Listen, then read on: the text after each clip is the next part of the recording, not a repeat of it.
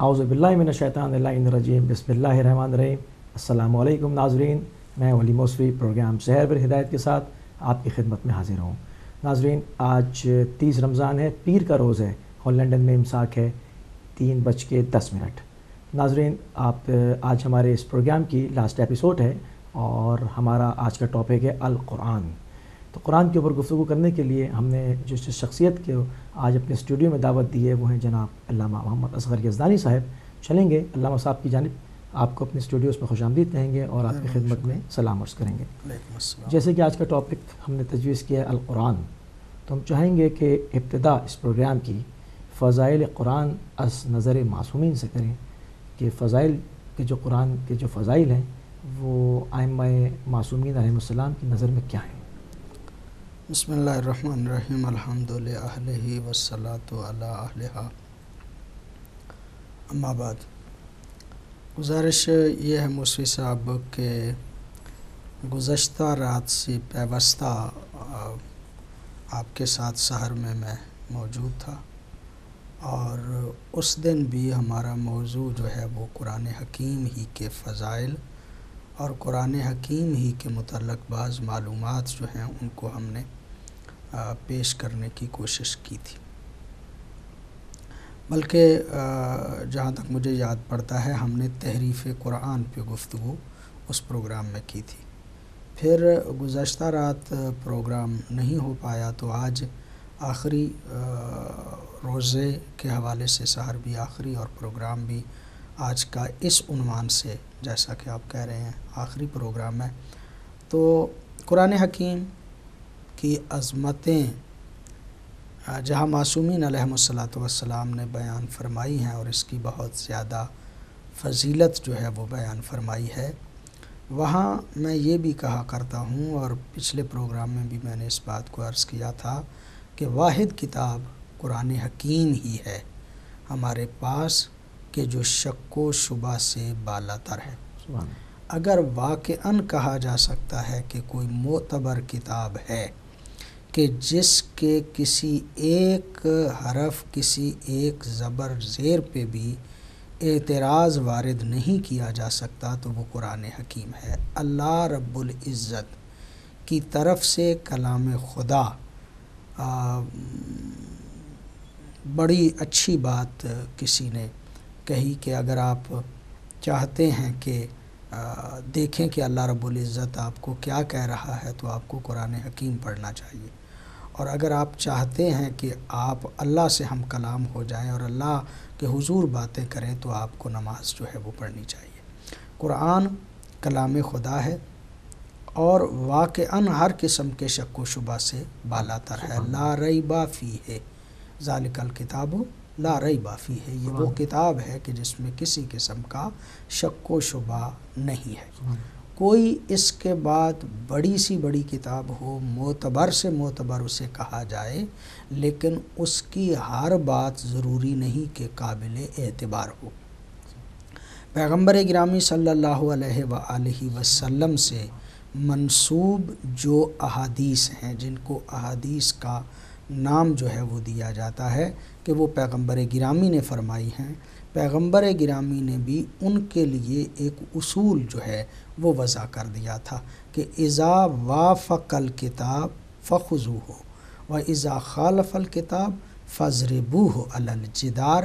اگر کوئی ایسا فرمان کہ جو ہماری طرف منسوب ملتا ہے، اگر وہ مطابق قرآن ہے تو وہ فرمان رسول ہے، وہ حدیث ہے، اگر وہ مطابق قرآن نہیں تو فاضربوہ علی الجدار، تو اسے دیوار پہ مارو، اس کی کوئی حیثیت نہیں ہے۔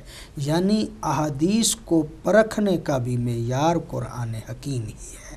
اگر کوئی واقعاً اس وقت اللہ کی طرف سے لا ریب فی چیز ہمارے پاس موجود ہے تو وہ قرآن حکیم ہے، باقی کوئی بھی چیز، نہ کوئی شخصیت۔ سرکار حضرت امام زمانہ اجل اللہ فرجہ الشریف کہ جو اطرت کی آخری کڑی ہیں، وہ اس وقت ہمارے پاس ظاہری طور پہ نہیں، غیبت کبریٰ کا دور ہے، ظاہراً ان تک رسائی جو ہے وہ ممکن نہیں، نہ کوئی بندہ جو ہے اس کی بات 100% درست ہو سکتی ہے، نہ کوئی کتاب جو ہے وہ 100% درست ہو سکتی ہے۔ آپ ہمارے ہاں مجتہدین کا درجہ بہت بلند ہے، بہت بالا تر ہے، ہم ان کو نائب امام کہتے ہیں، لیکن وہ بھی اپنے فتویٰ میں جو توضیح المسائل میں لکھے جاتے ہیں، اکثر آپ وہاں پہ دیکھیں گے تو لکھا ہوگا کہ احوط یہ ہے، اقوا یہ ہے، اقوا یہ ہے، احوط یہ ہے کا مطلب یہ کہ یہ میں سمجھتا ہوں کہ احتیاط کے زیادہ قریب ہے، یہ اقوا ہے، یعنی اس قول میں قوت زیادہ ہے، یقین کے ساتھ، یقین کی منزل پہ وہ مجتہد فائز نہیں ہوتے، تبھی تو احوط کہتے ہیں، تبھی تو اقوا جو ہے وہ کہا جاتا ہے۔ کہنے کا مطلب یہ کہ میں یہ ساری بات کا خلاصہ یہ عرض کرنا چاہ رہا ہوں کہ اس وقت اگر کوئی کتاب، اگر کوئی چیز ہمارے پاس ایسی ہے کہ جس پہ 100% یقین کیا جا سکتا ہے تو وہ کلام خدا ہے، قرآن حکیم ہے۔ اس کے علاوہ کوئی چیز بھی ہمارے نزدیک، ہمارے پاس ایسی نہیں کہ جس پہ 100% جو ہے وہ اعتماد کیا جا سکے اور 100% جو ہے وہ یقین کیا جا سکے۔ آپ نے فرمایا کہ معصومین علیہم الصلاۃ والسلام، چونکہ گزشتہ پروگرام میں ہم نے پیغمبر گرامی صلی اللہ علیہ وآلہ وسلم مولا امیر المومنین کی ایک حدیث جو ہے وہ پیش کی تھی، تو آج میں چاہتا ہوں کہ سرکار حضرت امام جعفر صادق علیہ الصلاۃ والسلام، سرکار حضرت امام جعفر صادق علیہ الصلاۃ والسلام بھی ہمارے مذہب میں وہ معصوم ہستی ہیں کہ جن کو ترویج دین کا زیادہ موقع ملا تھا۔ بنی امیہ اور بنی عباس آپس میں دست و گریبان تھے، اور سرکار حضرت امام جعفر صادق علیہ الصلاۃ والسلام کو اپنے آباء و اجداد کا وہ علمی خزانہ جو ہے اس کو منتشر کرنے اور وہ مدرسہ الہیہ کہ جو اللہ رب العزت نے قائم کیا تھا اور انبیاء نے اس کو آگے بڑھایا، پھر پیغمبر گرامی صلی اللہ علیہ وآلہ وسلم نے اس کو مسجد نبوی میں اور پھر مدینہ میں وہ مدرسہ کہ جو قائم کیا تھا معصومین علیہم الصلاۃ والسلام نے، سرکار امام جعفر صادق علیہ الصلاۃ والسلام کو اس میں ایک زیادہ موقع ملا۔ لہٰذا یہی وجہ ہے کہ روایات ہمارے ہاں کثرت سے ملتی ہیں مولا امام محمد باقر علیہ الصلاۃ والسلام سے اور حضرت امام جعفر صادق علیہ الصلاۃ والسلام سے، اس لیے کہ مولا امام محمد باقر کے بارے میں تو پیغمبر گرامی کا فرمان تھا کہ وہ علم کو شگافتہ کرے گا، علم کو جو ہے وہ توڑے گا اور اس میں مختلف راہیں جو ہے وہ پیدا کرے گا۔ مولا نے اس کام کی کو وسعت دی اور پھر اسی کام کو لے کے آگے بڑھے سرکار حضرت امام جعفر صادق علیہ الصلاۃ والسلام۔ تو سرکار امام جعفر صادق علیہ الصلاۃ والسلام کا ایک فرمان کہ جو اس وقت میرے سامنے ہے، معصوم ارشاد فرماتے ہیں، من قرأ القرآن وهو شاب مومن اختلط القرآن بلحمہ ودمہ۔ اگر کوئی انسان جوانی کے عالم میں قرآن حکیم کو پڑھتا ہے، اپنا اٹھنا بیٹھنا قرآن کو قرار دے لیتا ہے، اپنے وظیفہ جو ہے وہ قرآن کو قرار دے لیتا ہے، تو قرآن ایسے نوجوان، ایسے جوان میں اس طرح مکس ہو جاتا ہے جس طرح اس کا خون اور لحم ہے، گوشت ہے، اس کے یعنی رگو پے میں قرآن جو ہے وہ اتر جاتا ہے، سرایت کرتا ہے۔ وَجَعَلَهُ اللَّهُ مَعَ السَّفَرَةِ الْكِرَامِ الْبَرَرَةِ، اللہ رب العزت اسے اس کے جو سفیر ابرار سفیر ہیں اس بندے کو ان میں شمار کرتا ہے، ان کے ساتھ قرار دیتا ہے کہ جو جوانی میں اپنی عادت جو ہے وہ قرآن کو بنا لیتا ہے۔ اللہ رب العزت ایسے بندے کو جو ہے وہ اپنے سفراء جو کہ کریم سفراء ہیں، ایسے سفراء کے جو ابرار ہیں، پرہیزگار، نیک، متقی ہیں، ان کے ساتھ اس بندے کو قرار دیتا ہے۔ وَكَانَ الْقُرْآنُ حَجِيزًا عَنْهُ يَوْمَ الْقِيَامَةِ، اور قیامت کے دن ایسے بندے کے لیے قرآن سد راہ بن جائے گا۔ اگر کوئی مشکل ہوگی تو قرآن ہی اس کا سہارا جو ہے وہ بن جائے گا، قرآن حکیم اس کو مشکلات سے بچائے گا۔ معصوم فرماتے ہیں وَيَقُولُ يَا رَبِّ إِنَّ كُلَّ عَامِلٍ قَدْ أَصَابَ أَجْرَ عَمْلِهِ غَيْرَ عَامِلِي فَبَلَغَ بِهِ كَرِيمٌ عَطَايَاكَ۔ اس دن قرآن حکیم کہے گا قیامت کے دن کہ اے اللہ ہر کسی کے عمل کرنے والے کو اس کا اجر جو ہے وہ تو مل گیا، لیکن میرا عامل جو ہے اس کا اجر کہیں زیادہ ہے اور اس کو بہت زیادہ اجر جو ہے وہ ملے گا۔ اللہ رب العزت ایسے بندے کو دو پوشاکیں ایسی پہنائے گا کہ جو جنت کی پوشاکیں ہوں گی۔ جنت کی پوشاکیں ایسے بندے کو جو ہے وہ پہنائی جائیں گی۔ وَيُوزَعُ عَلَىٰ رَأْسِهِ تَاجُ الْكَرَامَةِ، اور اس کے سر پہ عزت کا تاج جو ہے وہ رکھا جائے گا۔ ثُمَّ يُقَالُ، پھر اس سے کہا جائے گا اے میرے بندے کیا تو ہماری عطا پہ راضی ہے؟ یعنی اسے جنت کی پوشاکیں پہنا کے اس کے سر پہ کرامت کا تاج رکھ کے اللہ رب العزت اس بندے سے سوال کرے گا کہ جو قرآن کے پڑھنے والا ہے، قرآن کے پڑھنے والا، جوانی کے عالم میں جو پڑھنے والا ہے، اس سے اللہ پوچھے گا کہ میں نے تیری یہ جو عزت و تکریم کی ہے کیا تو اس اجر پہ راضی ہے؟ ابھی وہ نہیں بولے گا کہ قرآن کہے گا کہ اے مالک چونکہ تو نے کہا تھا کہ میرے قرآن پہ عمل کرنا، یہ مجھ پہ عمل کرتا رہا ہے، اس کو اس سے بھی افضل درجہ عطا کر۔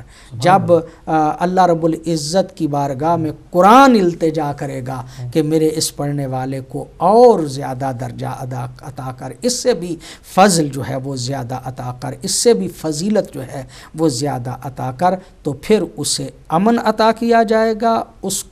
اس کے ایک طرف جو ہے وہ امن ہوگا، دوسری طرف جو ہے وہ جنت، یعنی وہ جنت کے جو ہمیشہ رہنے والی ہے وہ عطا کی جائے گی۔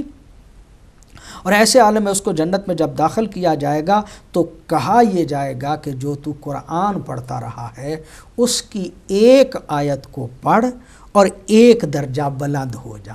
جتنی وہ آیتیں پڑھتا جائے گا جنت میں اتنا ہی درجہ اس کا بلند ہوتا جائے گا، یعنی ہر آیت کے بدلے میں اس کا ایک درجہ جنت میں بلند ہوتا جائے گا کہ جو قرآن حکیم کا پڑھنے والا ہے۔ پھر کہا جائے گا کہ تو اس پہ راضی ہے کہ اب جو ہم نے تمہیں جو ہے وہ عزت و عظمت عطا کی ہے، تو وہ کہے گا کہ ہاں اے اللہ میں یقیناً تیری عطا پہ راضی ہوں۔ ظاہر ہے کہ یہ آیات خدا بندی ہر سٹیپ پہ، ہر آیت پہ ایک سٹیپ جو ہے وہ اس کا بڑھتا جائے گا، تو وہ اس وقت کہے گا کہ مالک میں تیری عطا پہ راضی ہوں۔ سرکار ہی کا ایک فرمان ہے من قرأ القرآن فہو غنی بلا فقر بعدہ الا ما بہ غنا۔ معصوم ارشاد فرماتے ہیں کہ جو قرآن حکیم پڑھتا ہے وہ کبھی فقیر نہیں ہوتا۔ قرآن کے بعد ایسا غنا میسر آتا ہے، ایسی تونگری میسر آتی ہے کہ جو کسی دوسری چیز میں نہیں ہے۔ قرآن کا خود ہونا موجود جو ہے یہی انسان کو بہت بڑی تونگری عطا کرتا ہے۔ معصوم ہی کا فرمان ہے کہ من قرأ فی المصحف نظرا متع ببصرہ، اگر کوئی انسان چاہتا ہے کہ اس کی آنکھوں کا نور بڑھے تو وہ قرآن حکیم کو اوپر دیکھ کے پڑھے۔ جب وہ قرآن پہ نظر کرے گا تو اللہ رب العزت اس کی بصارت جو ہے اس کو بڑھا دے گا، اور پھر بہت پر لطف لفظ ہے معصوم کے۔ معصوم ارشاد فرماتے ہیں کہ جو قرآن کو قرآن کے دیکھ کے پڑھتا ہے، ایک تو اس کی بصارت میں اضافہ ہوتا ہے، اور دوسرا کام یہ ہوتا ہے کہ اس کے والدین اگر گناہ گار تھے تو ان کے عذاب میں تخفیف ہو جاتی ہے، اگرچہ اس کے والدین کافر ہی کیوں نہ ہو۔ یعنی کافر والدین اگر جہنم میں ہیں اور بچہ جو ہے وہ قرآن کا پڑھنے والا مسلمان ہے، تو اب جب وہ قرآن پڑھتا ہے تو وہ اگر جہنم میں کہیں زیادہ عذاب میں ہے تو ان کے عذاب میں تخفیف ہو جائے گی، یعنی قرآن کے پڑھنے کا یقیناً یہ فائدہ ہے۔ سبحان اللہ، بہت ہی آپ نے جو ہے وہ ڈیٹیل سے اس کو ہمارے ناظرین کے لیے پیش فرمایا۔ ایک سوال اور پیدا ہوتا ہے کہ جمع قرآن سے کیا مراد ہے؟ میں عرض کروں موسی صاحب کہ جمع قرآن جیسا کہ لفظ سے واضح ہے، قرآن حکیم کا جمع کرنا۔ قرآن حکیم کے جمع کرنے کے حوالے سے ہمارے ہاں برادران کے اور ہمارے ہاں ایک اصولی سا اختلاف جو ہے وہ موجود ہے۔ قرآن حکیم کے جمع کرنے کا نقطہ نظر برادران کے ہاں مختلف ہے، ہمارے ہاں مختلف ہے۔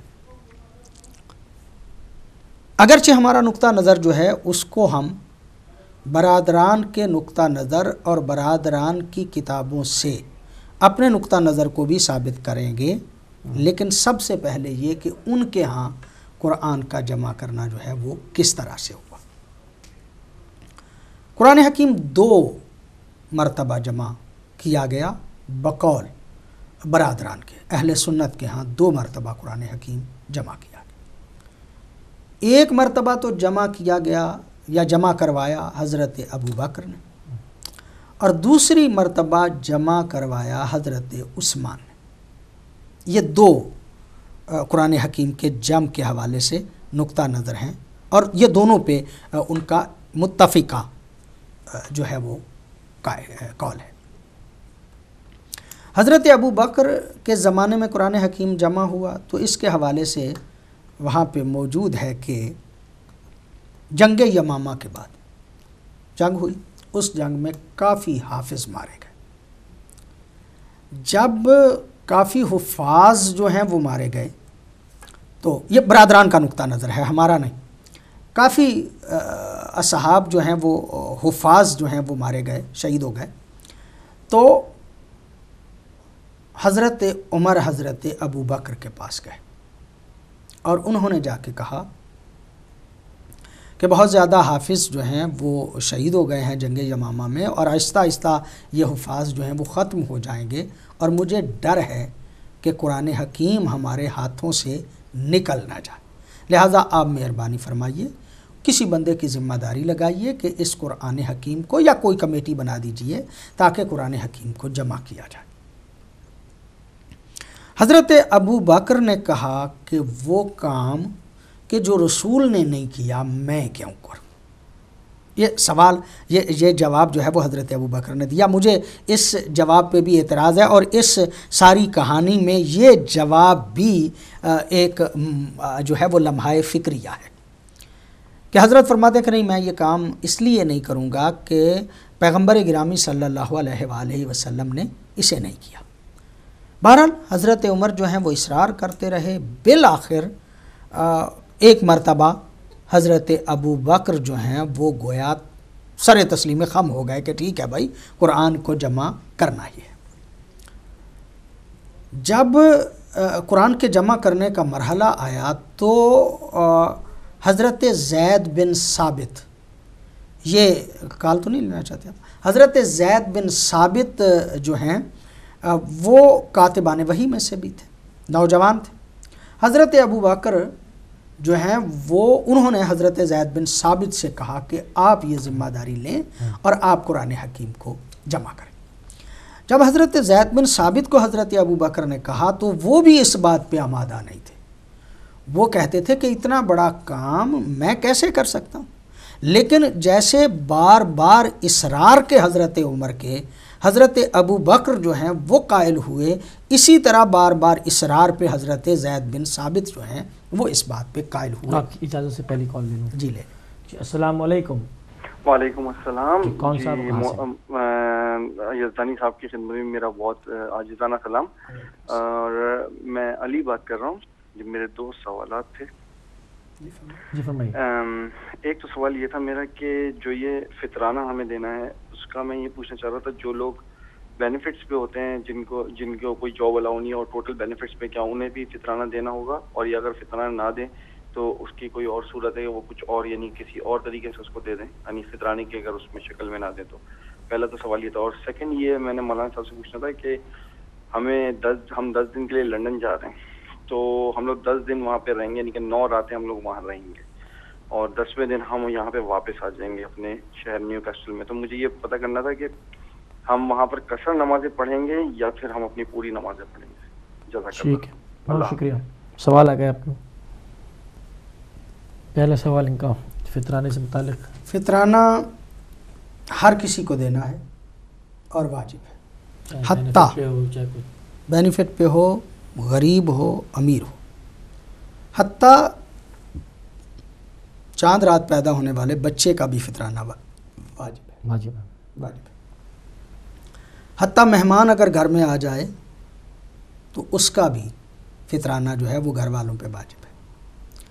اگر کوئی بہت غریب ہے، ایک کھانے کے علاوہ ایک جتنا فطرانہ ہوتا ہے اس کے علاوہ ان کے پاس کچھ نہیں، تو بہتر یہ ہے کہ وہ ایک شخص اپنے گھر کے کسی فرد کی طرف سے دوسرے کو دے، دوسرا تیسرے کو دے، تیسرا چوتھے کو دے، چوتھا پانچویں کو دے، اور پھر بالآخر آخری بندہ جو ہے وہ باہر دے دے۔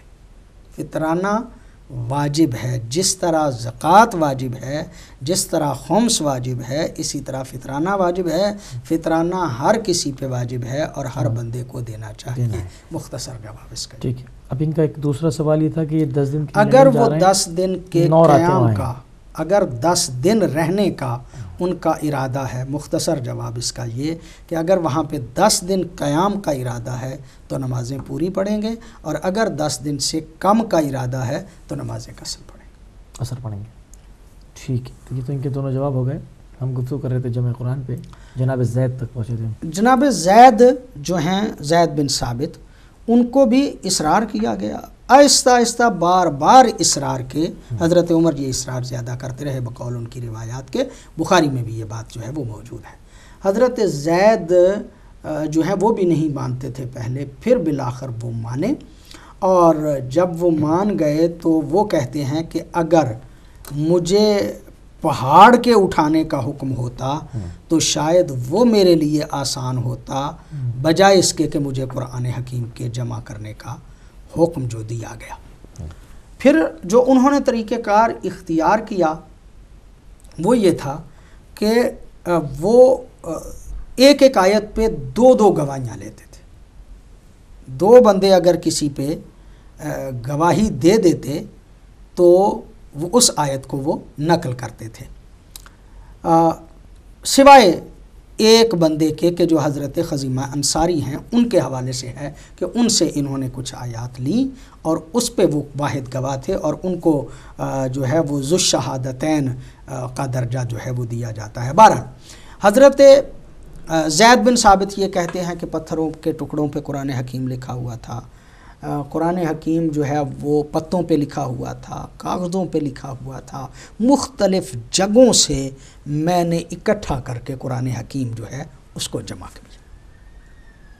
اچھا، جمع ہو گیا قرآن حضرت ابو بکر کے زمانے میں، اور اس قرآن وہ پہلے تو حضرت ابو بکر کے پاس تھا، پھر وہی قرآن حکیم حضرت عمر کے پاس آیا، پھر حضرت عمر کے بعد وہ قرآن حکیم کا نسخہ جو ہے وہ ام المومنین حضرت حفصہ کے پاس، جو حضرت عمر کی جو ہیں وہ بیٹی تھیں اور پیغمبر گرامی صلی اللہ علیہ وآلہ وسلم کی زوجہ یعنی ام المومنین تھی، ان کے پاس وہ قرآن حکیم کا نسخہ آیا۔ جب یہ سلسلہ آگے بڑھا اور حضرت عثمان کا دور جو ہے وہ آیا، تو اس وقت چونکہ صحابہ کرام رضوان اللہ علیہم مختلف جگہوں پہ منقسم ہو گئے تھے، تقسیم ہو گئے تھے، اور ہر صحابی جو ہے وہ کوئی کسی شہر میں، کوئی کسی شہر میں، تو ان کے لہجے بدل گئے، قرأتیں بدل گئیں، اور الفاظ کی ادائیگی جو ہے وہ بدل گئی۔ میں جی اجازت سے کال لے لوں؟ جی شروع کرتے ہیں۔ جی السلام علیکم۔ جی وعلیکم السلام۔ جی سسٹر کہاں سے؟ مجھے ہے مولانا جی سے پوچھنا تھا، تو لاسٹ ویک اس نے جو قرآن شریف کے بارے میں بتایا تھا، 100 آیت پڑھنے کا، یا پھر 200 یا 300 یا 400 یا 500 500 تک پڑھ سکتے ہیں، اور وہ رات کو کون سے پرٹیکولر ٹائم ہے اس کے بارے میں، اور پھر 500 آیتیں پڑھنا ہو تو سورۃ البقرہ جو انسان پڑھ لے تو وہ ہو جاتا ہے 500، یہ پورا ہو جاتا ہے 500۔ مجھے یہ ہے جاننا تھا پلیز، اور اسپیشل کوئی ٹائم ہے رات کو پڑھنے کے لیے، اور ہو سکے تو یہ تھوڑا ریپیٹ بتائے، نہیں دوبارہ سننا ہے۔ ٹھیک ہے، بہت شکریہ، سوال آ گیا آپ کا، شکریہ۔ ہماری بہن نے جو سوال کیا یہ پیغمبر گرامی صلی اللہ علیہ وآلہ وسلم سے حدیث تھی جس کو آپ نے 1000 تک کہا تھا شاید، جو ہے وہ چونکہ فرما رہی تھی تو دوبارہ ہم اس حدیث کو بیان کر دیتے ہیں۔ پیغمبر گرامی صلی اللہ علیہ وآلہ وسلم فرماتے ہیں من قرأ 10 آیات فی لیلۃ لم یکتب من الغافلین، وہ بندہ جو 10 آیات کو پڑھے رات کو، کسی رات کے لیے مخصوص نہیں ہے، کوئی ٹائم نہیں ہے، کسی بھی رات میں اگر کوئی بندہ 10 آیات پڑھتا ہے تو ایسا بندہ غافلوں میں شمار نہیں ہوتا۔ اور اگر کوئی بندہ جو ہے وہ 50 آیتیں پڑھتا ہے تو وہ ذاکرین میں سے، اللہ کے ذکر کرنے والوں بندوں میں سے شمار ہوتا ہے۔ اور اگر کوئی 100 آیات کو پڑھتا ہے تو وہ اللہ کے تابعدار بندوں میں شمار ہوتا ہے۔ اور اگر کوئی بندہ 200 آیتیں پڑھتا ہے تو وہ خاشعین میں شمار ہوتا ہے۔ اور اگر کوئی بندہ جو ہے وہ 300 آیتیں پڑھتا ہے تو وہ فائزین میں سے شمار ہوتا ہے۔ اور اگر کوئی 500 آیت پڑھتا ہے تو وہ مجتہدین میں شمار ہوتا ہے۔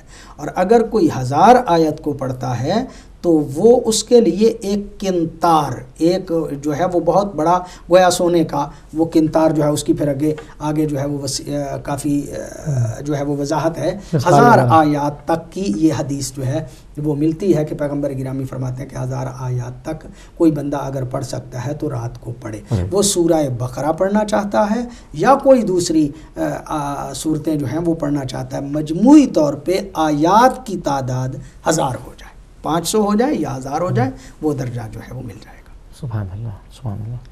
تو یہ تو ان کا جواب ہو گیا۔ ابھی کوئی نیکسٹ جب تک کالر نہیں آتا تو ہم چلیں گے اپنے جمع قرآن پہ، ہم پہنچے تھے۔ جی، تو جمع قرآن کے حوالے سے عرض کروں کہ صحابی جو ہیں وہ پیغمبر گرامی کے بعد میں منتشر ہو گئے، جنگیں ہوتی رہیں، فتوحات ہوتی رہیں، صحابہ کرام رضوان اللہ علیہم کوئی اس شہر میں، کوئی اس شہر میں، کوئی اس شہر میں۔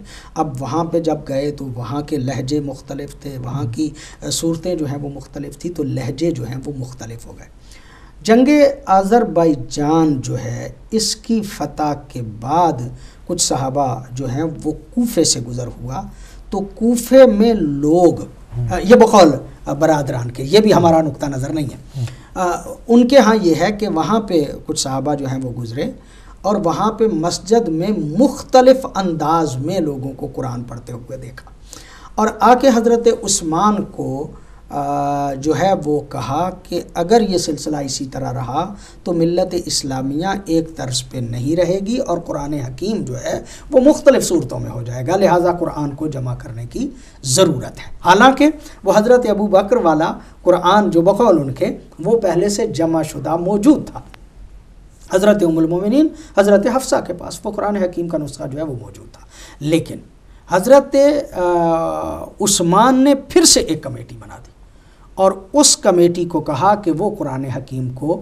جمع جو ہے وہ کریں، اور وہ کمیٹی جو ہے اس میں لوگ جو ہیں وہ زید بن ثابت، عبداللہ بن زبیر، سعید بن عاص، عبد الرحمن بن ابن حارث بن حشام، یہ وہ لوگ تھے، ان لوگوں پہ مشتمل تھی کمیٹی کے، جس کمیٹی کے ذمہ لگا کہ اس قرآن حکیم کو جمع کیا جائے۔ ٹھیک ہے، میں ایک کال اور لے لوں، اس کے بعد یہاں سے شروع کریں گے۔ السلام علیکم۔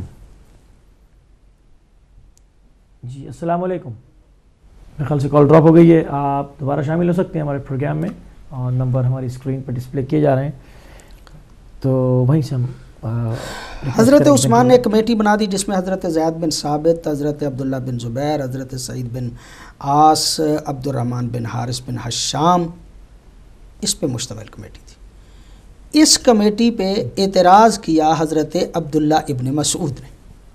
حضرت عبداللہ ابن مسعود یہ کہتے تھے کہ زید بن ثابت بچے ہیں اور میں بزرگ ہوں، قرآن کی جمع کرنے کی کمیٹی کا سربراہ مجھے ہونا چاہیے تھا، اس لیے کہ میں نے 70 صورتیں پیغمبر گرامی صلی اللہ علیہ وآلہ وسلم سے یاد کی ہیں اور باقی سارا قرآن جو ہے وہ حضرت علی سے یاد کیا ہے، لہٰذا مجھے قرآن کے جمع کرنے کی ذمہ داری جو ہے وہ ہونی چاہیے۔ حضرت عبداللہ ابن مسعود سے اور بھی کچھ اختلافات تھے دربار خلافت کے، تو بہرحال وہ بیل جو ہے وہ منڈے نہ چڑھی، حضرت عبداللہ ابن مسعود کو سربراہ نہیں بنایا گیا، حضرت زید بن ثابت ہی کو بنایا گیا، اور پھر کہا گیا کہ اگر تمہاری کمیٹی کے درمیان اختلاف ہو جاتا ہے اور تم اختلاف کرتے ہو تو پھر جو قریش کا لہجہ ہے اس پہ قرآن حکیم کو جمع کیا جائے۔ اس کمیٹی نے پھر دوبارہ قرآن حکیم کو جمع کیا۔ قرآن حکیم کو جمع کرنے کے بعد اس کے نسخے بنوائے گئے۔ ام المومنین حضرت حفصہ کے پاس جو قرآن حکیم کا نسخہ تھا حضرت ابوبکر کے دور والا، اس کو حضرت عثمان نے منگوا لیا۔ سارے نسخے جو ہیں ان کو ضائع کر دیا گیا اور اثر نو جو قرآن حکیم کا نسخہ مرتب ہوا اس کی پھر کئی ایک نسخے بنائے گئے اور مختلف شہروں میں مختلف جگہوں پہ اس کو بھیجا گیا کہ اب تم نے اسی قرآن حکیم کو پڑھنا ہے اور اسی قرآن حکیم کو آگے لے کے چلنا ہے۔ گویا حضرت عثمان نے وہ حضرت ابو بکر والا جمع شدہ قرآن جو ہے اس کو بھی سامنے رکھا، لیکن اس کو نسخے کو جاری نہیں کیا۔ اثر نو دوبارہ قرآن حکیم جو ہے اس کو جمع کروایا گیا۔ یہ نقطہ نظر ہے برادران اہل سنت کا کہ دو شخصیتیں جو ہیں انہوں نے قرآن حکیم کا جمع کیا، ایک حضرت ابو بکر، ایک حضرت عثمان۔ بلکہ یوں کہنا چاہیے کہ حضرت ابو بکر کے دور میں بھی حضرت زید بن ثابت نے جمع کیا اور حضرت عثمان کے دور میں بھی حضرت زید بن ثابت نے جمع کیا۔ حکومتیں ان کی تھیں حضرت ابو بکر اور حضرت عثمان کی، لیکن جامع قرآن بقول ان کے حضرت زید بن ثابت حضرت زید بن ثابت تھے۔ جب ایک ہی آدمی کر رہا ہے تو کمیٹی بنی، لیکن پہلا قرآن جو حضرت ام المومنین حضرت حفصہ کے پاس تھا پھر اس کو بھی ضائع کر دیا گیا اور جتنے نسخے جتنے لوگوں کے پاس موجود تھے وہ سب کے سب منگوا لیے گئے اور سب کو ختم کر دیا گیا اور صرف ایک نسخہ جو ہے وہ دربار خلافت سے جاری کیا گیا۔ اچھا، اس کے اندر پھر شیعہ جو پوائنٹ آف ویو ہے کیا ہے؟ ہاں، شیعہ نقطہ نظر جو ہے وہ یہ ہے، میں اس کو یہ بھی اگرچہ تفصیل کے ساتھ اس پہ بات کرنے کی جو ہے وہ ہمیں ضرورت ہے۔ قرآن حکیم، اچھا یہ بھی میں برادران سے اس دن بھی میں نے اس بات کو عرض کیا تھا، دوبارہ عرض کر رہا ہوں۔ حضرت علی نے بیعت نہیں کی تھی، یعنی ہمارے نزدیک تو حضرت ابو بکر کی بیعت کی نہیں تھی، لیکن بقول ان کے 6 ماہ تک بیعت نہیں کی تھی۔ اچھا 6 ماہ تک کیوں بیعت نہیں کی تھی؟ اس لیے کہ بقول ان کے کہ انہوں نے کہا کہ میں جب تک قرآن جمع کر نہیں لیتا میں کسی معاملے میں بھی آنا جانے والا نہیں ہوں، نہ بیعت کروں گا نہ کوئی اور کسی معاملے میں جو ہے وہ عمل دخل رکھوں گا۔ اس کا مطلب یہ کہ حضرت علی فوراً پیغمبر گرامی صلی اللہ علیہ وآلہ وسلم کے وصال کے بعد فوراً جمع قرآن کے سلسلے میں چل نکلے۔ حضرت عمر کو تو بہت بعد میں خیال آیا نا کہ حضرت زید بن ثابت کے ذریعے سے حضرت ابو بکر کو قائل کیا اور پھر ان کو قائل کر کے زید بن ثابت کو قائل کیا اور کہا کہ تم قرآن جمع کرو۔ تو حضرت علی کے بارے میں تو خود تسلیم کرتے ہیں کہ 6 ماہ انہوں نے بیعت ہی اس لیے نہیں کی کہ میں قرآن کو جمع کرنا چاہتا۔ اس کا مطلب یہ کہ جمع قرآن کا سلسلہ اگر اس طرح سے کہا جائے بقول ان کے ہی برادران ہی کے ہاں، تو وہ تو حضرت علی اس 6 ماہ میں قرآن حکیم کو جمع کر چکے تھے۔ اب جب قرآن حکیم حضرت علی نے جمع کر لیا تھا تو کیا ضرورت پڑی حضرت زید بن ثابت سے؟ کبھی وہ اس جگہ پہ جا رہے ہیں، کبھی وہ اس جگہ پہ جا رہے ہیں، کبھی وہ پتوں سے ڈھونڈ رہے ہیں، کبھی وہ پتھروں پر سے ڈھونڈ رہے ہیں، کبھی وہ کاغذوں پہ سے قرآن حکیم کو جو ہے وہ ڈھونڈ رہے ہیں۔ کیا ضرورت پڑی تھی؟ ایک ایک بندے کی گواہی لے کر قرآن حکیم کو جمع کرنے کی کیا ضرورت محسوس ہوئی تھی؟ جب 6 ماہ تک حضرت علی اندر رہے قرآن ہی کو جمع کرتے رہے اور 6 ماہ میں انہوں نے جمع بھی کر لیا، تو سوال ملت اسلامیہ کے درمیان یہ نہیں اٹھنا چاہیے کہ وہ قرآن جس کے جمع کرنے کے لیے حضرت علی بیعت تک نہیں کرتے، وہ جمع تو کیا نا حضرت علی نے قرآن، وہ قرآن کہاں گیا؟ ایک سوال ہے، اور اس سوال پہ ملت اسلامیہ کو سوچنا چاہیے کہ جو شخصیت بیعت نہیں کرتی، اپنے اندر گھر میں جو ہے وہ بند ہو جاتی ہے کہ میرے ذمے قرآن کا جمع کرنا ہے، جب تک قرآن جمع نہیں ہوتا میں اپنے کندھے پہ ردا بھی نہیں رکھوں گا اور میں کوئی کام بھی نہیں کروں گا سوائے اس کے کہ میں قرآن کو جمع کروں۔ تو حضرت علی جیسی شخصیت جو یہ کہہ رہی ہے، جو کاتب وحی بھی ہیں، جو مدینۃ العلم کے باب بھی ہیں، جنہوں نے پیغمبر گرامی سے علم کو جو ہے وہ حاصل بھی کیا ہے، جو کہتے ہیں کہ قرآن کی کوئی آیت ایسی نہیں کہ جو کسی جگہ پہ بھی نازل ہوئی ہو جس کا مجھے علم نہ ہو، وہ علی اور پھر پیغمبر گرامی صلی اللہ علیہ وآلہ وسلم نے حضرت علی کو کہا بھی تھا کہ یہ میرے سرانے قرآن پڑھا ہوا ہے، اس کی ناخ بندی کر لینا۔ حضرت علی نے وہی قرآن کہ جس کو جمع کروایا تھا، جس کو جمع کیا تھا پیغمبر گرامی صلی اللہ علیہ وآلہ وسلم نے، کیا ضرورت تھی کاتبان وحی کی؟ کاتبان وحی کیوں پیغمبر گرامی نے 17 سے 18 کاتبان وحی بلکہ 24 تک کے نام جو ہے وہ ملتے ہیں، پیغمبر گرامی نے ان کاتبان وحی کو کیوں رکھا ہوا تھا؟ اسی لیے نا کہ جب کوئی آیت آتی تھی تو پیغمبر گرامی فوراً فرماتے تھے کہ اسے لکھ لو، اس کو فلاں جگہ پہ رکھ لو، اس کو فلاں جگہ پہ رکھ لو، اس کو لکھ لو۔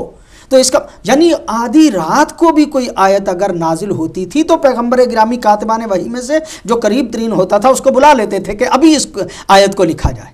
یعنی اس کا مطلب یہ کہ پیغمبر گرامی صلی اللہ علیہ وآلہ وسلم اس قرآن حکیم کے جامع ہیں۔ بلکہ اس سے بھی آگے بڑھ کے عرض کروں گا کہ قرآن حکیم کی آیت ہے، اللہ رب العزت کہتا ہے اِنَّا عَلَيْنَا جَمْعَهُ وَقُرْآنَهُ، اس قرآن حکیم کا جمع کرنا ہماری ذمہ داری ہے۔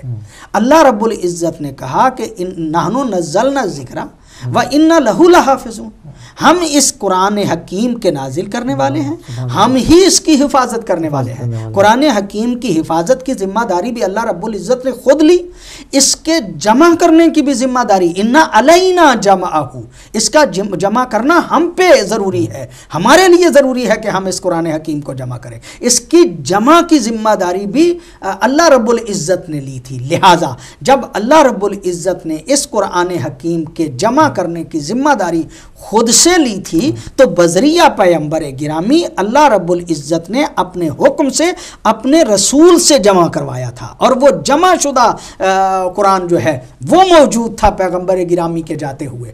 قرآن اس طرح سے منتشر نہیں تھا کہ لوگوں کی گواہیوں سے قرآن کو جمع کیا جاتا۔ پیغمبر گرامی اسی لیے تو کہہ کے گئے تھے کہ انی تارک فیکم الثقلین کتاب اللہ و اطرتی اہل بیتی، میں دو چیزیں چھوڑ کے جا رہا ہوں، ایک کتاب چھوڑ کے جا رہا ہوں، ایک اطرت چھوڑ کے جا رہا ہوں۔ جب اطرت سامنے موجود تھی تو کتاب بھی سامنے موجود تھی، میں کتاب چھوڑ کے جا رہا ہوں۔ اس کا مطلب یہ کہ پیغمبر گرامی اور حضرت عمر نے جب کہا تھا پیغمبر گرامی کے آخری ایام میں کہ جب کہا کہ لاؤ قلم کاغذ میں تمہیں لکھ دوں کہ جس کے بعد تم گمراہ نہیں ہوگے، اور وہاں پہ جھگڑا ہوا، وہاں پہ اختلاف ہوا، اور اس کے بعد حضرت عمر کہتے ہیں کہ چونکہ پیغمبر پہ بیماری کا غلبہ ہے ہمارے لیے کتاب کافی ہے۔ تو جب کہتے ہیں کہ ہمارے لیے کتاب کافی ہے تو کتاب تھی تو کافی تھی نا۔ اس کا مطلب یہ کہ یہ کوئی کتاب ایسی نہیں تھی، اور پھر یہ حضرت ابو بکر کا کہنا کہ جس کام کو رسول نہیں کر کے گئے میں اسے کیسے کروں، یہ درست نہیں ہے، مجھے اس پہ اعتراض ہے۔ اس لیے کہ جب پیغمبر گرامی تو جمع کروا کے گئے تھے، کاتبان وحی سے لکھوا کے گئے تھے، پیغمبر گرامی جمع کروا کے گئے تھے، یہ کیسے ہو سکتا ہے کہ پیغمبر گرامی ایک ایسی کتاب کے جس پہ دار و مدار کائنات ہے اور دار و مدار زندگی ہے اور پوری ملت اسلامیہ کو، اس کو ایسے ہی چھوڑ کے چلے گئے؟ عجیب سی بات جو ہے وہ کی جاتی ہے کہ نہ پیغمبر قرآن جمع کر کے گئے اور نہ ہی پیغمبر گرامی اپنے بعد اپنا وارث چھوڑ کے گئے۔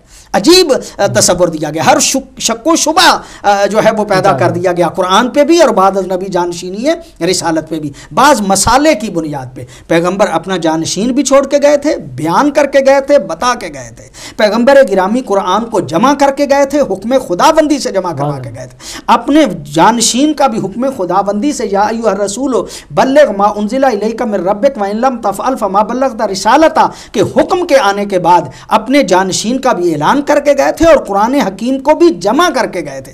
اپنی زندگی میں ہر موقع پہ پیغمبر گرامی جو ہے وہ قرآن جمع کرتے رہے۔ وہی قرآن کہ جو پیغمبر گرامی صلی اللہ علیہ وآلہ وسلم نے کاتبان وحی سے لکھوایا تھا، وہ پیغمبر گرامی کے اپنے گھر میں موجود تھا۔ اسی کے بارے میں حضرت علی کو وصیت کی تھی کہ یا علی، یہ میرے سرانے، یہ میرے پاس قرآن حکیم پڑا ہوا ہے، اس کی ناخ بندی کر لینا، اس کو ذرا مرتب کر لینا، یعنی اس کے اوراق جو ہیں ان کو اکٹھا کر لینا، یہ مانا تھا۔ اور اسی کام میں حضرت علی جو ہیں وہ لگ رہے۔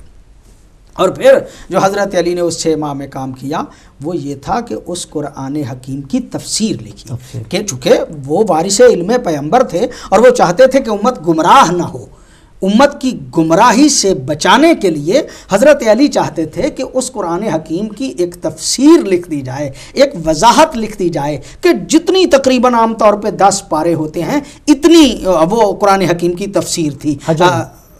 اس کا حجم جو ہے وہ تقریباً اتنا تھا، وہ جو تفسیر حضرت علی علیہ الصلوۃ والسلام نے لکھی تھی۔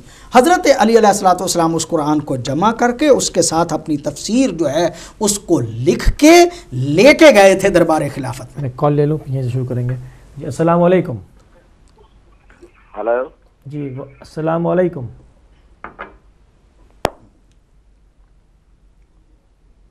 جی آپ اپنے ٹیلی ویژن سیٹ کی آواز اگر بند کر لیں گے تو ہم آپ سے بات کر سکیں گے. السلام علیکم. جی میرے خیال میں کال ڈراپ ہو گئی, آپ دوبارہ شامل ہو سکتے ہیں پروگرام میں. حضرت علی علیہ الصلوۃ والسلام اس قرآن کو جمع کر کے اپنی تفسیری نوٹ ساتھ لگا کے دربار خلافت میں لے کے گئے تھے. لیکن حضرت بدقسمتی ہے ملت اسلامیہ کی, کہا جاتا ہے کہ قرآن کو جمع کرنے کے لیے وہ بیٹھے رہے 6 ماہ تک, جمع نہیں کیا, بس ایسے ہی بیٹھے رہے. حضرت علی کہتے ہیں کہ میں قرآن کو جمع کر رہا ہوں, بقول برادران کے کہ حضرت علی نے کہا میں اس وقت تک بیعت نہیں کروں گا, اور چھوڑ بھی دیا گیا کہ ٹھیک ہے جی آپ قرآن جمع کر لیں. پھر حضرت علی نے قرآن جمع نہیں کیا, اور اگر جمع کیا تو وہ کہاں ہے قرآن حکیم جو حضرت علی نے جمع کیا تھا. اس قرآن کو لے کے دربار خلافت میں آئے کہ یہ قرآن ہے اور یہ میری ساتھ میں تفسیر ہے. نہیں لیا گیا حضرت علی سے قرآن, زید بن ثابت کے ذمہ لگا دیا گیا. بعد میں در بدر پہ پھرتے رہے قرآن حکیم کو جمع کرنے کے لیے, ایک سے ایک صحابی سے پوچھتے رہے, 2 گواہیاں طلب کرتے رہے. یعنی قرآن حکیم اتنی مشکوک کتاب تھی کہ گواہیوں کے ذریعے سے جمع کی جاتی. کیا پیغمبر گرامی اس کو ایسے چھوڑ کے چلے گئے تھے؟ یہ قرآن کی حجیت کو مشکوک کرنے والی بات ہے. یہ قرآن حکیم جو ہے اس کو لوگوں کی نظر میں گواہوں کا محتاج بنانے والی بات ہے کہ صحابہ کہاں لینا چاہتے ہیں تو آپ لیں. بسم اللہ. السلام علیکم. ہلو السلام علیکم. جی وعلیکم السلام. جی ملک بات کر رہا ہوں اسٹوک سے. ملک صاحب اسٹوک سے. جی میرا سوال یہ ہے کہ مطلب بہت سارے ٹی وی چینلز پہ یہ شو ہو رہا ہے کہ مطلب کل عید ہے جناب, اور آپ کے چینل پہ ٹیوزڈے عید ہے, تو میرا یہ سوال ہے کہ یہ مطلب یہ فرق کیوں آ رہا ہے بیچ میں؟ ٹھیک ہے, فرق بتاتے ہیں آپ کو. بہت شکریہ. اور کوئی سوال آپ کا؟ چلے گئے. میں پہلے وہ گزارش کر لوں آپ کی خدمت میں کہ جب حضرت علی جو ہے وہ کیا قرآن حکیم اس طرح کی کتاب تھی کہ اس کو صحابہ کرام کی گواہیوں پہ جو ہے وہ چھوڑ دیا جاتا, یا قرآن حکیم کی حجیت کو مشکوک کرنے کی کوشش نہیں کی گئی؟ یہ قرآن حکیم کے ساتھ ظلم اور زیادتی کرنے کی کوشش کی گئی ہے کہ ایک گواہ آتا تھا, وہ بتاتا تھا جی یہ آیت ہے, جی یہ آیت ہے, جی یہ آیت ہے. پیغمبر گرامی ایسے ہی وہ کتاب جو کتاب ہدایت ہے, وہ کتاب کہ جو مرکز دین اسلام ہے, اس کو جو پورا نظام, اس کتاب کو ایسے ہی چھوڑ کے چلے گئے. اور اس لیے کہ اب بعد میں آئے صحابہ کرام اور حضرت ابو بکر فرماتے ہیں کہ پیغمبر نے جمع نہیں کیا. کیسے جمع نہیں کیا؟ اللہ رب العزت کہتا ہے اِنَّ عَلَيْنَا جَمْعَهُ وَقُرْآنَ, اس قرآن حکیم کا جمع کرنا ہمارے ذمہ ہے. پیغمبر کاتبان وحی سے کیا کام لیتے تھے؟ کیوں کاتبان وحی رکھے ہوئے تھے اگر قرآن کو جمع نہیں کرنا تھا؟ جمع کو کیا پیغمبر نے, حضرت علی نے جمع, اور اس جمع کو وہ لے کے چلے اور بڑے آگے. لیکن دربار خلافت نے اس قرآن کو قبول نہیں کیا کہ علی کی چونکہ تفسیر ساتھ ہے لہٰذا ہم اسے قبول نہیں کریں گے. قبول نہیں کیا. وہ قرآن حکیم تبرکات معصومین میں سرکار حضرت امام زمانہ کے پاس موجود ہے کہ جس میں تفسیر علی موجود ہے. اب یہاں پہ پھر کال لینا چاہتے ہیں. السلام علیکم. جی السلام علیکم.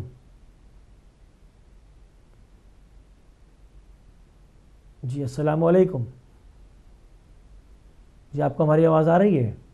کیا آپ کی آواز آ رہی ہے؟ جی فرمائیے. محترم علامہ صاحب سے صرف ایک بات یہ پوچھنی تھی کہ موجودہ جو قرآن مجید کا نسخہ موجود ہے اہل تشیع کے ہاں, کیا یہ نسخہ ٹھیک ہے یا نہیں ٹھیک؟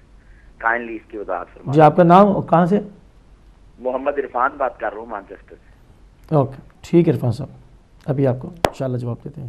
سب بہت اچھا سوال, اور یہ سوال مطلب اسی بات پہ ہم آنا چاہ رہے تھے کہ جو دکھ کی بات ہے وہ یہ کہ حضرت علی نے جس قرآن حکیم پہ اپنا تفسیری نوٹ لکھا تھا وہ قبول نہیں کیا گیا, وہ نہیں قبول کیا. اس کے بعد حضرت زید بن ثابت نے قرآن جمع کیا. حضرت عثمان کے دور میں جب کمیٹی بننے لگی تو بہت زیادہ اختلاف ہوا. ان اختلافات کو بیان کرنے کا یہ موقع نہیں ہے. حضرت عبداللہ ابن مسعود اور حضرت زید بن ثابت ان کے درمیان اختلاف تھا. حضرت عبداللہ ابن مسعود کہتے تھے یہ کمیٹی کون ہے زید بن ثابت؟ یہ تو بچہ ہے, میں نے 70 صورتیں جو ہیں وہ نبی سے سیکھی ہیں اور باقی قرآن علی سے سیکھا, مجھے ہونا چاہیے. بہت بڑا اختلاف ہوا. حضرت عثمان نے اس اختلاف کا حل یہ کیا کہ کمیٹی کا سربراہ تو نہیں بدلا, حضرت عبداللہ ابن مسعود کو تو جو ہے وہ اہمیت نہیں دی، کمیٹی کے سربراہ تو حضرت زید بن ثابت ہی کو رکھا، لیکن حضرت علی کو کہا کہ یا علی میں نے یہ کمیٹی بنائی ہے، یہ کمیٹی قرآن حکیم کو جمع کر رہی ہے، آپ مہربانی فرمائیے اس پہ ذرا نظر ثانی کر لیجئے تاکہ وہ جو کمیٹی ہم نے بنائی ہے وہ کمیٹی بھی بنی رہے اور قرآن حکیم جو ہے وہ بھی اصلی صورت میں موجود رہے۔ لہٰذا حضرت زید بن ثابت کی اس معین شدہ کمیٹی کے جس کے سربراہ حضرت زید بن ثابت تھے، اس نے اس قرآن حکیم کو جمع کیا حضرت عثمان کے دور میں، اور حضرت علی نے اس کی نظر ثانی کی، یعنی حضرت علی چیک کرتے تھے کہ یہ اس کمیٹی نے کس طرح سے قرآن حکیم جمع کیا۔ اب یہ کہ شیعہ نقطہ نظر کیا ہے، یہ جو بین الدفتین اس وقت ہمارے پاس قرآن حکیم موجود ہے، یہ قرآن حکیم حضرت زید بن ثابت کا جمع کردہ حضرت علی کا نظر ثانی شدہ قرآن ہے، لہٰذا یہ اصلی قرآن ہے، اس کی نہ کوئی زبر زیر کم ہے، نہ کوئی زبر زیر زیادہ ہے، نہ کوئی آیت اس میں کم ہے، نہ کوئی آیت اس میں زیادہ ہے، اس لیے کہ اللہ رب العزت نے کہا کہ انا نحن نزلنا الذکر و انا لہ لحافظون، یہ قرآن کو نازل کرنے والے ہم ہیں اور ہم ہی اس کے محافظ ہیں۔ لا یاتیہ الباطل من بین یدیہ ولا من خلفہ، باطل نہ اس کے آگے سے آ سکتا ہے، باطل نہ اس کے پیچھے سے آ سکتا ہے، یعنی نہ اس میں کمی کی جا سکتی ہے نہ اس میں زیادتی کی جا سکتی ہے۔ شیعہ نقطہ نظر یہ ہے کہ یہ قرآن حکیم جو اس وقت ہمارے پاس موجود ہے پوری ملت اسلامیہ کے پاس، وہ قرآن اصلی قرآن ہے، حضرت علی علیہ الصلوۃ والسلام کا نظر ثانی شدہ یہ قرآن ہے۔ جو دکھ کی بات ہے جو حضرت علی نے تفسیر لکھی تھی ملت اسلامیہ نے اسے قبول نہیں کیا، وہ معصومین علیہ الصلوۃ والسلام کے پاس موجود ہے، لیکن قرآن حکیم کی جو اصل کیفیت ہے وہ یہی قرآن ہے کہ جو اس وقت ہمارے پاس موجود ہے۔ سبحان اللہ۔ بڑھتے ہیں ایک اور کالر کی جانب۔ السلام علیکم جی، السلام علیکم۔ السلام علیکم جی تھوڑا سا لاؤڈ بولیں تو آپ۔ جی جی جی السلام۔ جی میں مسز حسین بول رہی ہوں، مجھے مولانا صاحب سے 2 کویسچن کرنے ہیں۔ جی فرمائیے۔ ایک تو پہلا یہ کہ جیسے ہمارے نیبرز ہیں تو ان کے کوئی پھلدار جو درخت ہیں، اگر ان کی ٹہنیاں آپ کے گارڈن کی طرف جھکی ہوئی ہیں تو ان کا پھل کیا توڑ سکتے ہیں؟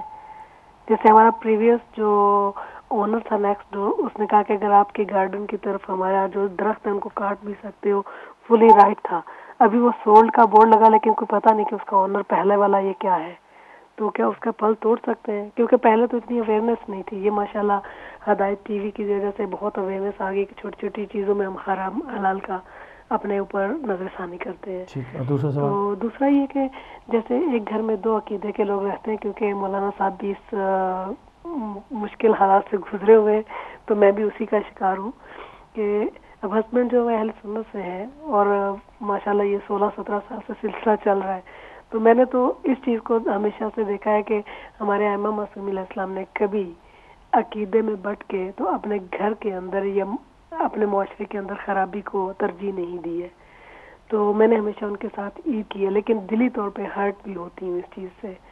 تو آج بھی میں کافی اپسیٹ ہوں کہ ان لوگوں کی عید ہے، تو ابھی بھی وہ بچے بھی بیچارے کافی وہ مجھے دیکھ کے پریشان ہو رہے تھے، تو میرے ہسبینڈ کہتے ہیں اچھا آپ ایسا کیوں نہیں کرتے، اچھا کل عید ہے تو آج میں نے کہا ہم تو پھر بھی اسی مشکل میں پڑے ہوئے، تو کہتے ہیں آپ کے مولانا جو ہیں وہ کسی ایک عقیدے کے ساتھ کیوں نہیں مل جاتے، جیسے کسی اہل سنت کے ساتھ یا اہل حدیث کے ساتھ مل کے کیوں نہیں کوپریٹ کر کے اعلان کرتے یا مل جاتے۔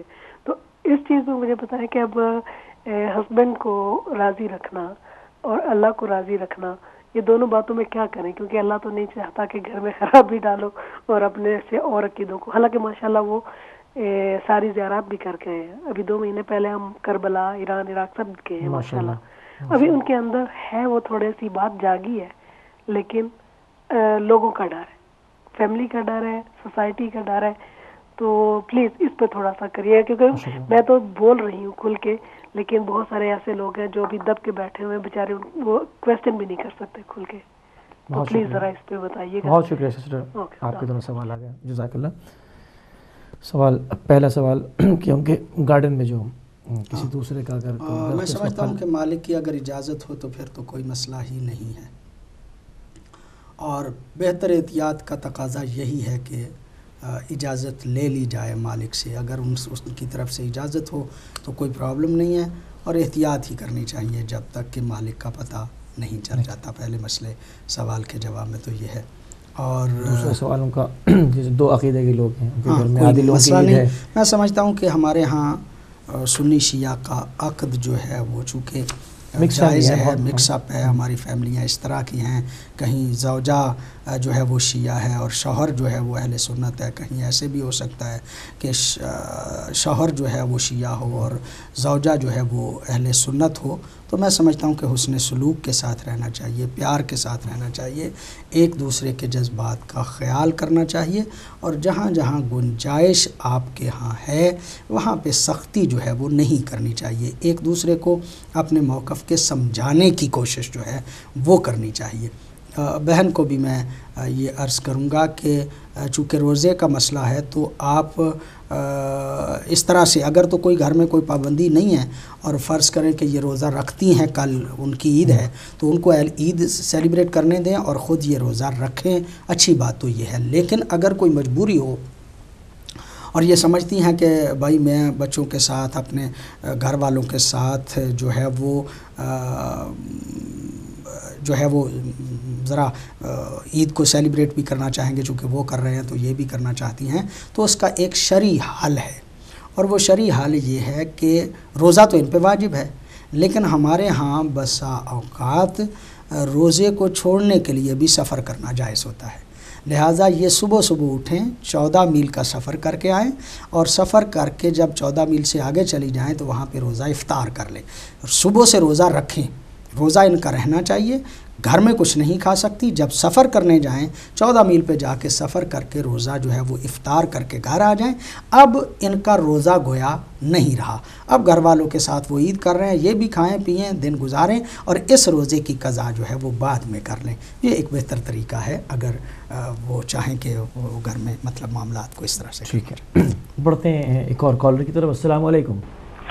وعلیکم السلام ورحمۃ اللہ. جی میں پہلی بات تو یہ کرتا ہوں کہ وہ کون سی ملت اسلامیہ ہے جو مولا علی شیر خدا کی تفسیر جنہوں نے قبول نہیں کی، میں تو اس کو ملت اسلامیہ مانتا ہی نہیں ہوں. یہ میرا چیلنج ہے.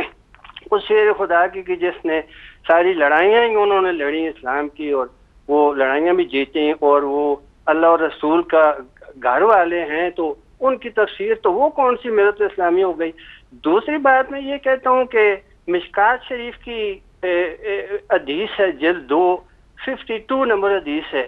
ہمارے پاس حدیث موجود ہے کہ جب بادلوں کی وجہ سے چاند نظر نہ آئے، یا آپ کسی ایسے ملک میں جہاں شریعت نہیں ہے تو آپ کے وہ کنزرویٹر نہیں ہے، تو نزدیک کے ملک سے آپ لے کے اطلاع لے کے اس کے ساتھ روزہ رکھیں، عید کریں.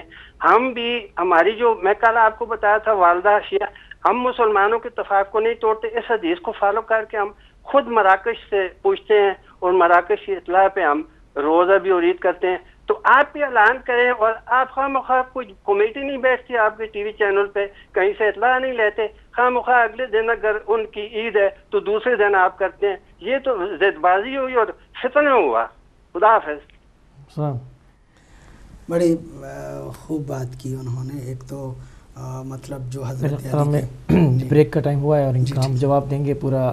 بریک کے بعد آپ سے ان کا جواب لیں گے. تو ناظرین اب چلتے ایک مختصر سے بریک کی طرف. بریک سے آئیں گے تو جو کالر تھے ان کا جواب دیں گے. دیکھتے رہیے ہدایت T V. Take a break.